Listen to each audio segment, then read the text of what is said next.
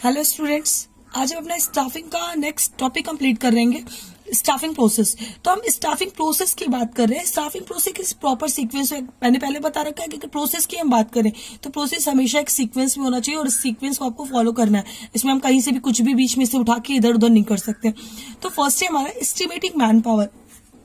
अब estimating man power का मतलब होता है कि कितने लोग, कितने नंबर ऑफ एम्प्लॉयज आपकी ऑर्गेनाइजेशन में अभी नीडेड है या फ्यूचर में कितने लोगों की जरूरत है। अभी कितने लोग काम कर रहे हैं और साथ ही साथ भविष्य में आपको कितने लोगों की जरूरत होती है। तो ये हमारा 3 बेसिस पे होता है। फर्स्ट होता है वर्कलोड एनालिसिस, सेकेंड होता है वर्कफोर्स एनालिसिस और थर्ड होती है कंपैरिजन। तो सबसे पहले वर्कलोड एनालिसिस का मतलब होता है कि अगर ऑर्गेनाइजेशनल स्ट्रक्चर हमने बना रखा है तो उसमें कितनी रिक्वायरमेंट है। जैसे ये स्ट्रक्चर आपको याद होगा, ये हमारा क्या होता है, ये हमने ये डायग्राम हायरार्की बना रखी है जो हमारे तीनों लेवल ऑफ मैनेजमेंट की। अब अगर मेरा डिविजनल स्ट्रक्चर है तो मुझे ज्यादा चाहिए होंगे, फंक्शनल स्ट्रक्चर होगा तो कम चाहिए होंगे। तो मींस कि जितनी हमें रिक्वायरमेंट है हम एस्टिमेट कर लें। ये तो हमारा हो गया फर्स्ट वर्कलोड। सेकंड होता है वर्कफोर्स। वर्कफोर्स के अकॉर्डिंग हम चेक करते कितने लोग हमारे पास हैं और अभी कितने और लोग चाहिए। ऐसा तो नहीं है कि जो लोग हमारे पास उनके ऊपर ओवरबर्डन हो रहा है। अगर ओवरबर्डन हो रहा है तो हम लोगों को हायर करेंगे, अगर अंडरबर्डन हो रहा है तो हमें हायर करने की जरूरत नहीं है, बल्कि और उनपे काम को बढ़ाने की जरूरत है। फिर होती है कंपैरिजन। जब हम इन दोनों को चेक कर लेते हैं तो हमें कंपैरिजन करनी होती है कि अब इन दोनों के अकॉर्डिंग स्ट्रक्चर पे भी हमारे उतने लोग फिट हो जाए और लोग ओवरबर्डन भी ना हो जाए। उसके बाद ही हम मैन पावर को एस्टिमेट कर पाते हैं और उसी के बिहाफ पे अपनी मैन पावर्स को बनाते हैं। अब नेक्स्ट हमारा कि ये तो मैन पावर हमने कर ली, इसके बाद रिक्रूटमेंट किया। रिक्रूटमेंट का मतलब है कि हम पब्लिक को इन्वाइट करते हैं कि अगर आपके पास ये स्पेसिफिक क्वालिफिकेशन है तो आप हमारे यहाँ पे कंपनी में आकर अपना रिज्यूमे डाल के जाओ या अपने रिज्यूमे छोड़कर जाओ, जिसके अकॉर्डिंग हम रिक्रूट में करेंगे। तो रिक्रूटमेंट का सिंपली मतलब कि ऑफरिंग द पब्लिक, कि हम इन्वाइट करते हैं पब्लिक को अपने यहाँ पर जॉब वैकेंसीज के लिए, वो हमारी रिक्रूटमेंट कहलाती है। इसके बारे में डिटेल हम बाद में भी पढ़ेंगे। फिर नेक्स्ट है हमारा प्रोसेस सिलेक्शन। अब जो रिक्रूटमेंट में जब बहुत सारे लोग आते हैं तो उसमें से जो बेस्ट एम्प्लॉय होगा, जो अकॉर्डिंग टू उसकी क्वालिफिकेशन होगी या जो डिफरेंट काइंड ऑफ टेस्ट होते हैं उसको क्वालिफाई करने के बाद जो पर्टिकुलर पर्सन मिला वो हमारा क्या हो जाएगा, सिलेक्शन। उसका हमने क्या किया, सिलेक्शन कर दिया। नेक्स्ट है हमारा प्लेसमेंट एंड ओरिएंटेशन। जब हमने सिलेक्शन कर दिया तो हमें क्या करना है, नेक्स्ट डे पर उसे ऑफर लेटर देना है और जिस जगह पर उसको अपॉइंट किया गया उसे उस जगह पे उसकी जगह यानी कि उसको वो सीट दिखानी है। साथ ही साथ ओरिएंटेशन लिखा है। अब ओरिएंटेशन का मतलब होता है कि आप जो बाकी आपके एम्प्लॉयज काम कर रहे, जो जितने भी लोग पहले से ऑर्गेनाइजेशन में वर्क कर रहे हैं उनके साथ उसको मिलाओ। यानी कि अब जो नेक्स्ट मेंबर आया है, अगला मेंबर आया है, वो भी एज अ फैमिली उसमें काम करना शुरू करें। लोगों को कौन उसका सीनियर है, कौन उससे जूनियर है, उसको प्रॉपर वे में काम को समझाना। तो वो हमारा प्लेसमेंट एंड ओरिएंटेशन में आता है। एंड लास्ट है हमारा ट्रेनिंग एंड डेवलपमेंट, जो कि मोस्टली इंपॉर्टेंट, सबसे ज्यादा इंपॉर्टेंट होता है।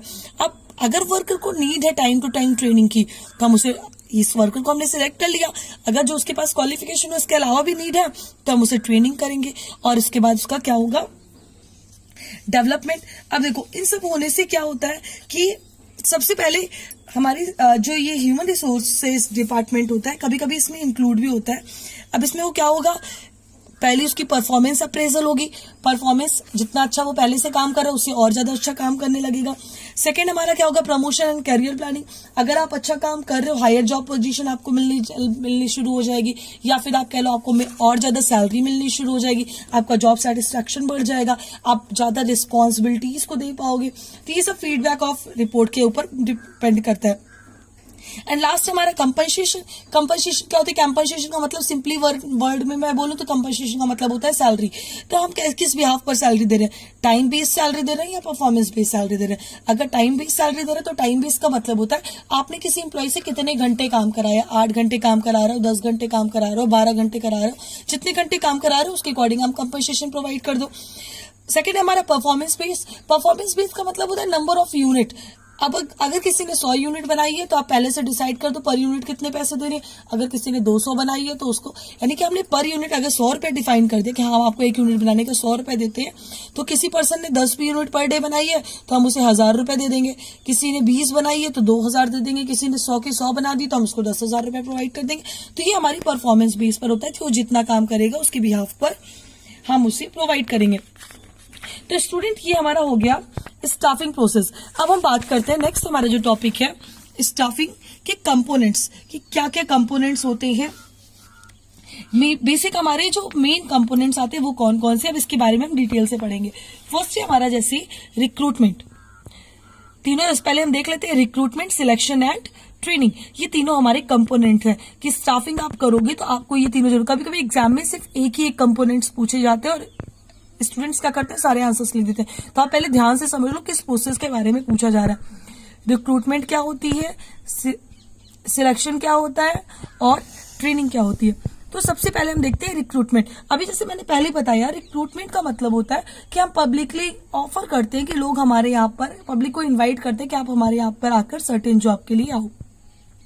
तो रिक्रूटमेंट का 2 प्रोसेस हो सकता है, इंटरनल सोर्स और एक्सटर्नल सोर्स। इंटरनल सोर्स का मतलब होता है कि जब हम रिक्रूटमेंट किसी भी पोस्ट के लिए अपने यहाँ पर जो लोग काम कर रहे हैं उन्हीं को या तो प्रमोशंस देकर या फिर उनको प्रमोशन या तो हम दे दें और उनका रिक्रूटमेंट मतलब उनकी जॉब पोजीशन फिलअप कर दें या फिर उनका ट्रांसफर कर दें। तो ये सारी हमारी क्या होती है, इंटरनल सोर्स होती है कि जो एम्प्लॉयज हमारे यहाँ काम कर रहे हैं हम उन्हीं को आगे बढ़ा के इंटरनल सोर्स से हमने उस वैकेंट जगह को फुलफिल कर लिया।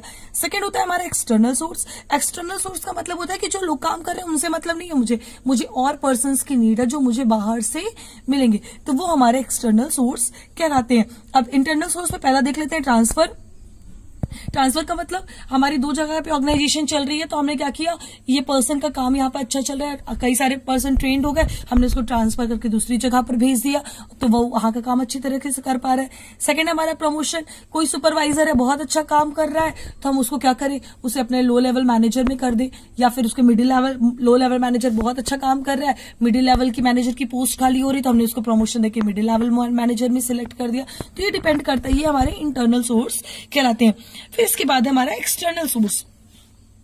एक्सटर्नल सोर्स में पहले हमारा डायरेक्ट रिक्रूटमेंट, कि हमने सबसे पहले डायरेक्टली भर्ती निकाल दी और उसके बाद क्या किया, लोगों को इनवाइट कर दिया, लोग आके अपना फॉर्म फिलअप करते हैं और हमारे यहाँ रिक्रूटमेंट हो जाती है। सेकंड होती है हमारी कैजुअल कॉलर। कैजुअल कॉलर थोड़ी सी डिफरेंट होती है। कैजुअल कॉलर का मतलब होता है कि जब भी कभी कभी लोगों की नीड होती है कि उन्हें जॉब चाहिए होता है तो वो अपना रेज्यूमे ऑर्गेनाइजेशन में छोड़कर आ जाते हैं और उस समय ऑर्गेनाइजेशन में अगर नीड नहीं है तो वो उनको बोलते हैं हम आपको बाद में कॉल करेंगे। लेकिन जब ऑर्गेनाइजेशन में कॉल वैकेंसी आती है, वैकेंट जॉब आती है, तो वो सबसे पहले उसी रेज्यूम को ढूंढकर उन लोगों को कॉल करती है। तो वो हमारे कैजुअल कॉलर्स में आते हैं कि जिनका रेज्यूम रिक्रूटमेंट में नहीं आया, रिक्रूटमेंट से पहले ही आ चुका है, तो ऑर्गेनाइजेशन उनको कॉल करके बुलाती है कि अगर आप एक बार आके देखो शायद उन्हें कोई अच्छा एम्प्लॉय मिल जाए। थर्ड है हमारा एडवर्टाइजिंग, कि एडवर्टाइजिंग हम करके देख ले कि किस तरह से एडवर्टाइज हमने कर दिया, चाहे न्यूज़पेपर में हो या मीडिया के थ्रू कि हमारे यहाँ इतनी वैकेंसीज है, अब कैसे हम करेंगे। तो स्टूडेंट्स, ये हमारी हो गई तीनों एक्सटर्नल सोर्स। अभी बहुत सारे बात बाकी हैं, अभी के लिए बस इतना ही। Okay, thank you class.